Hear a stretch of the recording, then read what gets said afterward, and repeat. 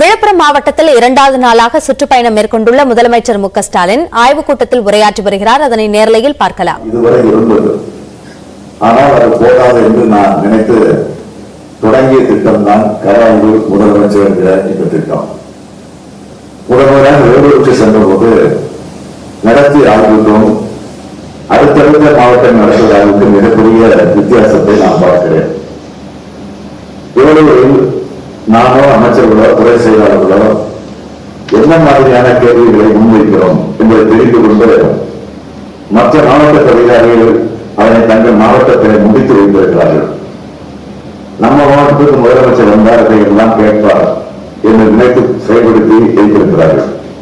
இதை நான் குறையாக சொல்லவில்லை, துரிதமான நடவடிக்கையாக நான் பார்க்கிறேன். இத்திட்டத்தினால் மிகவும் நல் விளைவாகவே நான் இதை கருதுகிறேன். அடுத்து நம் மாவட்டத்துக்கு முதலமைச்சர் எப்போது வருவாரோ என்ற எண்ணத்தோடு பல மாவட்டங்களில் பணிகள் எல்லாம் கொஞ்சம் முடுக்கிவிடப்படுவதாகவும் அறிகிறேன். எதுவாக இருந்தாலும் இந்த திட்டத்தின் நோக்கம் நிறைவேறுகிறது, மக்கள் பயன்படுகிறார் என்ற உணர்ச்சி நான் மகிழ்ச்சி அடைகிறேன். உங்களிடமிருந்து நான் எதிர்பார்ப்பது என்பது அறிவிக்கப்பட்ட திட்டம் விரைந்து துவங்கப்பட்டு குறிப்பிட்ட காலத்திற்குள் முடிக்கப்பட வேண்டும். எல்லா பணிகளும் தரமானதாக முழுமையானதாக நிறைவேற்ற காட்ட வேண்டும். இதனைத்தான் மாவட்ட ஆட்சியரிடமும் மாவட்டங்களை அலுவலகத்திலும் நான் எதிர்பார்க்கிறேன். அதற்கு தேவையான கண்காணிப்பு ஆகும். கோட்டையில் எனது அறையில் பேக்போர்டு வைத்துள்ளேன். ஒவ்வொரு திட்டமும் எந்த அளவு முன்னேற்றம் கண்டுள்ளது என்பதை அதன் மூலமாக ஒவ்வொரு அறிந்தும் வருகிறேன். அதே போல் மாவட்ட அளவிலும் உங்களுக்கு அத்தகைய கண்காணிப்பு மிக மிக அவசியம். தொடர்ச்சியாக கண்காணித்தால எந்த திட்டமாக இருந்தாலும் அது சிறப்பாக நிறைவேறிவிடும். ஊரக வளர்ச்சித்துறை கிராம மக்களின் அடிப்படை தேவைகளை நிறைவு செய்வதோடு அவர்கள் வாழ்வாதாரத்திற்கும் பல்வேறு வழிகளை உறுதுணையாக வழங்குகின்றது. இந்த 3 மாவட்டங்களை பொறுத்தவரை அனைத்து கிராம அண்ணா முதலமைச்சர் திட்ட பணிகளை வேகப்படுத்துங்கள். வேலைவாய்ப்பு உறுதி திட்ட பணிகளை கவனமாக தேர்ந்தெடுத்து பணிக்கு வரக்கூடியவர்களுக்கு தாமதமின்றி ஊதியம் வழங்குங்கள். 15வது நிதிக்குழு மானிய பணிகளை விரைவாக முடித்திடவும் அறிவுறுத்த விரும்புகிறேன். என்னுடைய காலத்தில் இந்த மாவட்டத்தில் இந்த திட்டத்தை முடித்து காட்டினேன் என்று உங்களுக்கு பெயர் வாங்கிக்கிற அளவுக்கு முடித்து காட்டுங்கள். ஒரு மனிதனின் மனதிருப்திக்கு இணையான மகிழ்ச்சி வேறு எதுவும் இருக்க முடியாது.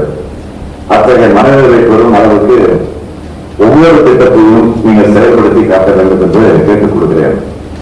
மக்களின் அன்றாட தேவைகளை பூர்த்தி செய்ய திட்டங்களில் நீங்கள் ஒவ்வொருவரும் அதிக கவனம் செலுத்த வேண்டும் என கேட்டுக் கொள்கிறேன். குறிப்பாக குடிநீர் மற்றும் சுகாதாரம் உள்ளிட்ட அடிப்படை வசதிகள், வருவாய்த்துறை வழங்க வேண்டிய பட்டா உள்ளிட்ட சேவைகள், நகர்ப்புற வளர்ச்சி மற்றும் சாலை மேம்பாடு, ஏழை எளிய மக்களின் வாழ்வாதாரத்தை உயர்த்துதல், அதற்கான திட்டங்களை 100% நிறைவேற்றுதல், இளைஞர் திறன் மேம்பாடு மற்றும் கல்வி, அரசு மருத்துவமனையில் தரமான மருத்துவ சிகிச்சை ஆகியவற்றில் தொடர்ந்து கவனம் செலுத்துவது மக்களுக்கு நல்ல பயனை தரும்.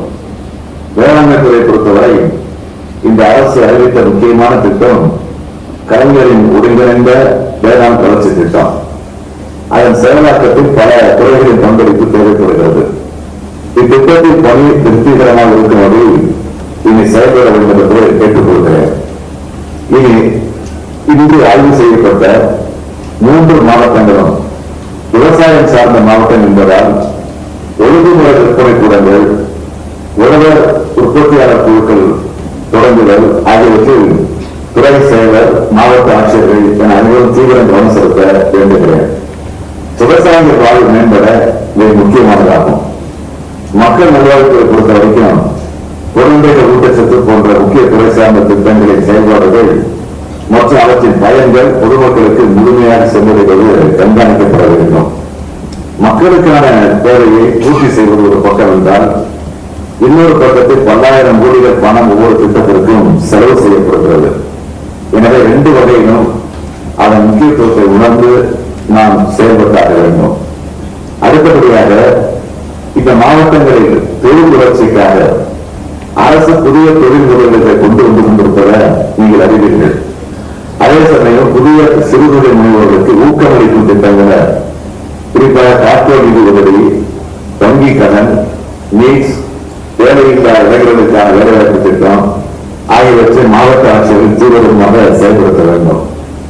இது போன்ற கூட்டு திட்டங்கள், இது போன்ற கூட்டங்களின் மூலமாக முக்கியமான பயன் ஒருங்கிணைப்பாகும்.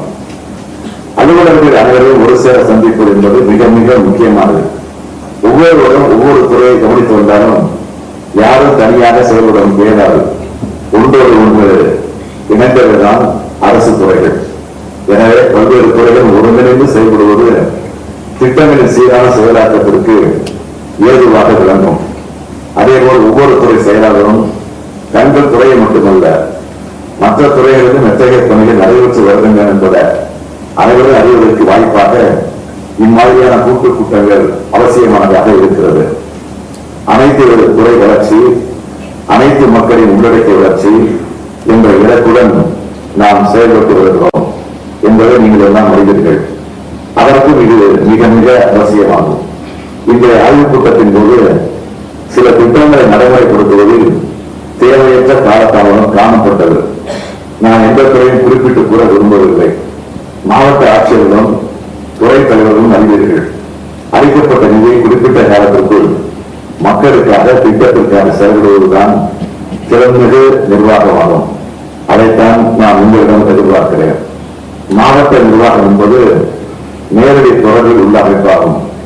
எல்லா திட்டங்களும் மாவட்ட அதிகாரிகளாகிய உங்கள் மூலமாகவே நடைமுறைப்படுத்தப்படுகின்றன. அதை எந்த அளவுக்கு விரைவாக சென்றடைகிறது என்பது உங்கள் திறமையை பொறுத்தது. நீங்கள் நல்ல திறமைக்கு அலுவலர் என்பதை நிரூபிக்க வேண்டும். அதன் மூலம் மக்கள் நற்பெயர்கள் பெற வேண்டும். அதற்காகத்தான் அனைத்துமே. உங்களுக்கு மேலே உள்ள அதிகாரிக்கும் உங்களுக்கு ஒருங்கிணைந்த செயல்பாடு இருப்பதை போல உங்களுக்கு அடுத்த நிலையில் இருக்கும் அலுவலர்களோடு அதே ஒருங்கிணைத்து இருக்க வேண்டும். மக்களோடு பழகி அவர்களின் தேவை அறிந்து செயலாற்றுங்கள். அவர்களை பாராட்டினை பெறும் வகையில் உங்கள் பணி அமைய வேண்டும். அரசின் ஆணைகளை மட்டும் செயல்படுத்துவதாக இல்லாமல் நீங்கள் செயல்படுத்த விரும்பும் புதிய திட்டங்களை அரசிற்கு சொல்லி முன்மொழிவுகள் அனுப்புங்கள். அரசு உங்கள் நல்ல பணிக்கு என்றும் உறுதுணையாக இருக்கும் என்று தெரிவித்து உங்கள் அனைவருக்கும் வாழ்க்கையையும் பாராட்டையும் கூறி இந்த அளவில் என் உரையை நிறைவு செய்கிறேன். நன்றி, வணக்கம். விழுப்புரத்தில் 2வது நாளாக கள ஆய்வில் முதலமைச்சர் திட்டத்தின் கீழ் கள ஆய்வை மேற்கொண்டிருக்கக்கூடிய முதலமைச்சர் அங்கு நடந்த ஆய்வுக் கூட்டத்தில் உரையாற்றினார். அது குறித்த நேரலையை பார்த்தோம்.